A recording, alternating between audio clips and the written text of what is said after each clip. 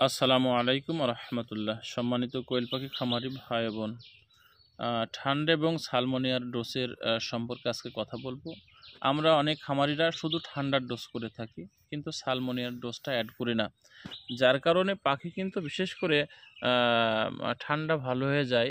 সালমোনিয়ার medicine যুক্ত না করার কারণে সালমোনিয়াটা ভালো হয় না, বিধায় ওই সালমোনিয়া থেকে আবার পাখির অল্প সময় ঠান্ডা চলে আসে। বিধায় ঠান্ডার ডোজের সাথে সালমোনিয়ার ডোজও অ্যাড করতে হবে, তাহলে আপনার পাখি পরিপূর্ণ একেবারে ঠান্ডা মুক্ত হয়ে গেল, যার জন্য সালমোনিয়ার ডোজটাও অ্যাড করা লাগে। তো আজকে বিশেষ করে একটা নর্মালিভাবে ঠান্ডা এবং সালমোনিয়ার ডোজের ব্যাপারে কথা বলবো। সেটা হচ্ছে মেডিসিনটা হলো টিলমিকোসিন, অরিজিনাল যে মেডিসিন, যা ঠান্ডার ডোজ টিলমিকোসিন। এইটা হচ্ছে গ্রুপের নাম, মেডিসিনের নাম। গ্রুপের নামটা বললে সব খামারির সুবিধা হয়। কোনো ভেটেরিনারি দোকানে গিয়েও যদি গ্রুপের নামটা বলে দেয়, তাহলে তারা যে কোনো কোম্পানি দিতে পারে। এজন্য টিলমিকোসিন এটা গ্রুপের নাম। এইটা হচ্ছে মেইন ঠান্ডার ডোজ। এর সাথে যেটা ব্যবহার করব সেটা হচ্ছে অ্যামোক্সাসিলিন, যেটাকে রেনামক্স বলে। আরও আছে অ্যামোক্সাসিলিন অথবা রেনামক্স অথবা নাভামক্স অথবা সিপ্রোফ্লক্সাসিন, আপনার ডক্সিভেট, এগুলা যে কোনো একটা অ্যাড করতে হবে। এর সাথে সালমনের জন্য যেটা ব্যবহার করতে হবে কলেস্ট্রিন সালফার অথবা অ্যান্ড্রোফ্লক্সাসিন অথবা অ্যামাইকাসিন অথবা সিটিসি, এগুলো যে কোনো একটা অ্যাড করতে হবে। এই যে কয়টা বললাম এগুলোর মধ্যে যে কোনো একটা এইটা হচ্ছে সালমোনিয়ার। এই সালমোনিয়ার বলতে গেলে যে 4-5টার নাম বললাম, এইটা হচ্ছে বিশেষ করে সালমোনিয়ার। এর মধ্যে যে কোনো একটা আপনার ওই ঠান্ডার ডোজের সাথে অ্যাড করতে হবে। তাহলে গ্রুপের নামটা আবার বলি, যেরকম টিলমিকোসিন এটা একটা গ্রুপের নাম, এবং মেডিসিনটা কোন হিসাবে দিতে হবে এটাও আমি একটু বলি। তবে ডাক্তারের পরামর্শ নিয়ে কিন্তু মেডিসিন ব্যবহার করবেন এবং মাত্রাগুলো দিবেন। যেহেতু আমার অনেক নতুন খামারিরা আছে যারা আসলে মেডিসিন সম্পর্কে তাদের ধারণা অনেক কম থাকে, এবং কোথায় যোগাযোগ করবে, কিভাবে যোগাযোগ করবে, এই পথ খুঁজে পায় না, বিধায় মেডিসিনের কথাগুলো বলা লাগে এবং মাত্রাগুলো অনেক সময় বলা লাগে। বিশেষ করে আপনারা মেডিসিন এবং ওগুলো ডাক্তারের সাথে পরামর্শ করে মাত্রা এবং পাখির মুভমেন্ট বুঝে দিতে হয় কিন্তু।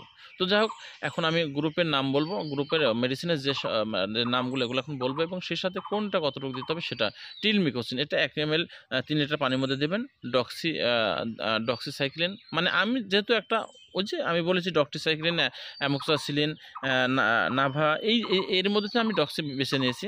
তো ডক্সিসাইক্লিন 1 গ্রাম 2 লিটার পানির মধ্যে। অ্যান্ড্রোফ্লুক্সাসিন, যেটা হচ্ছে অ্যান্ড্রোফ্লুক্সাসিন বেছে নিচ্ছি, এটা হচ্ছে সালমোনিয়ার। অ্যান্ড্রোফ্লুক্সাসিন 1 মিলি 2 লিটার পানির মধ্যে। এবং সর্দি কাশির জন্য একটা কফের সিরাপ যোগ করে দেবেন। সেই সাথে পালমোকিয়ার আছে, পালমোকিয়ারটা স্প্রে করার জন্য ব্যবহার করবেন যদি সর্দি কাশি থাকে। এই মেডিসিনগুলো একই সাথে একই পানির মধ্যে একটানা 3 থেকে 5 দিন ব্যবহার করতে হবে।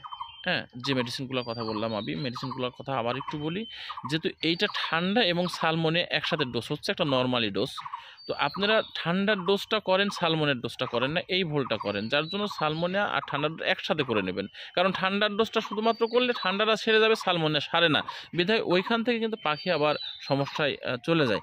যার কারণে আপনার ঠান্ডার ডোজের জন্য মেইন যে মেডিসিন টিলমিকোসিন, এর সাথে আপনি অ্যামোক্সাসিলিন দিতে পারেন, ডক্সিসাইক্লিন দিতে পারেন, সিপ্রোফ্লক্সাসিন দিতে পারেন, নাভামক দিতে পারেন। এই যে এর মধ্যে যে কোনো একটা দেবেন। এর সাথে আপনি সালমোনিয়ার জন্য অ্যান্ড্রোফ্লুক্সাসিন দিতে পারেন।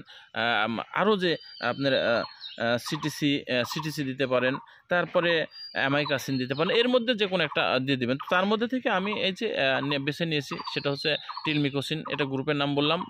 আপনি দোকানে গেলেই আপনাকে সে মেডিসিনটি দিয়ে দেবে, টিলমিকোসিন। তার সাথে ডক্সিসাইক্লিন আর আপনার সালমোনিয়ার জন্য আমি অ্যান্ড্রোফ্লুক্সাসিন নিয়েছি। এর সাথে আপনি কফের সিরাপ একটা যোগ করে দেবেন, সেটা টিডি কফ হতে পারে, যে কোনো বঙ্কোভেট, এটা একটা নর্মালি তা দিতে পারেন, অফ কফও দিতে পারেন, বা যেটা আপনি ভালো হয়। আপনি একটা কফের সিরাপ দিবেন, সেটাতে পালমোকিয়ার এটা একটা স্প্রে করার কাজে করবেন। হ্যাঁ, এই সর্দি কাশির জন্য এটা করবেন।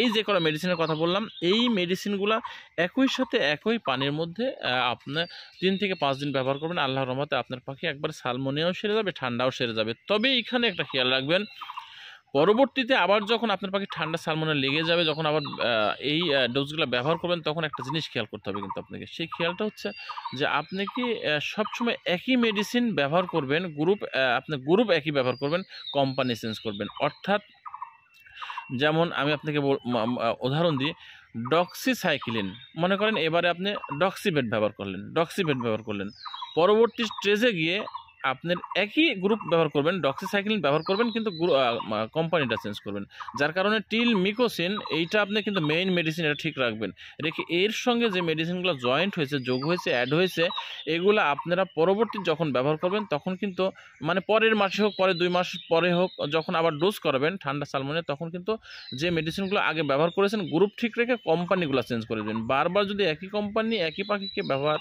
করান, তাহলে আপনার পাখির ওই মেডিসিনে কাজ তেমন নাও করতে পারে, করলেও কম করবে। বিধায় আপনারা প্রত্যেকবারের জন্য, হ্যাঁ, যে বিশেষ করে যেটা আপনি ব্যবহার করতেছেন, যে কোম্পানি প্রথমবার ব্যবহার করছেন, এটা আবার করতে পারবেন 2, 5, 7টা কোম্পানি চেঞ্জ করার পর আবার করতে পারবেন।